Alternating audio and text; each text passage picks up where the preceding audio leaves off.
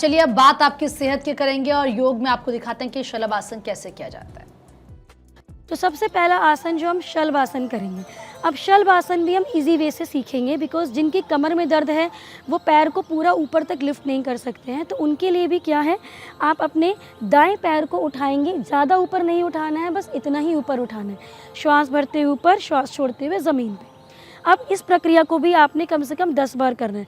अब ध्यान रहे जब इस प्रक्रिया को आप करेंगे तो आपका जो ये बटक वाला पोर्शन है ये इस तरफ गिरना नहीं चाहिए।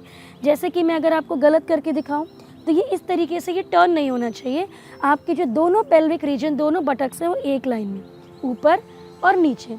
जितने में आपके बटक दोनों लाइन में रहे उतना ही पैर को ऊपर उठाना है, उसके आगे नहीं उठाना है।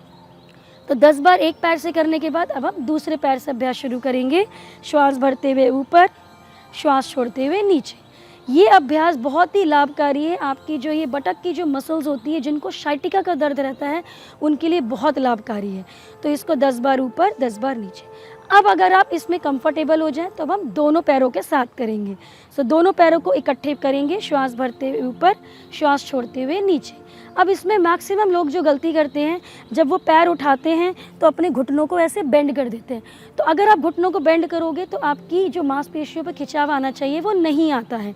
तो आपको अपने उसके लिए क्या करना पड़ेगा, पैर को रखेंगे, अपने पंजों को तेज़ी से प्रेस करेंगे। इतना प्रेस करेंगे कि जो आपका नीचे का भाग है, थाई का घुटना, वो ज़मीन से ऊपर उठ जाएगा। इसको करने के बाद अब आप दोनों पैरों को उठाएंगे ऊपर और नीचे।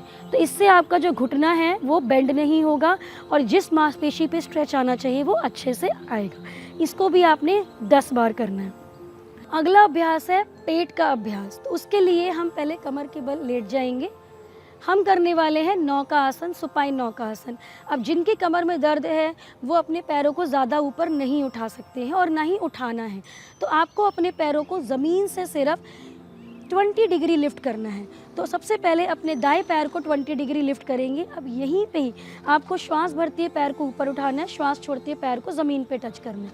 फिर श्वास भरते हुए ऊपर उसी पैर से करेंगे और फिर श्वास छोड़ते हुए नीचे। इस प्रक्रिया को कम से कम आपने 10 बार करना है। तो आप महसूस करेंगे कि जब आप इसको हल्का हल्का कर रहे हैं तो आपके पेट पे हल्का हल्का खिंचाव महसूस होगा। अब इसी को ही दाएं से 10 बार करने के बाद हम दूसरे पैर से भी करेंगे।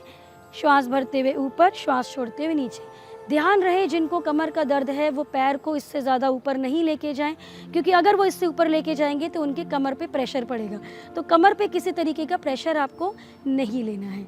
अब अगर आपको इसमें आप सहज पूर्वक इस पर कर पा रहे हैं तो अब हमने क्या करना है, अपने अपर बॉडी को भी उठाना है। तो पैरों को नीचे रखना है, अपने अपर बॉडी को उठाएंगे सहजतापूर्वक, बस इतना उठाना है। श्वास भरते हुए, श्वास छोड़ते हुए नीचे।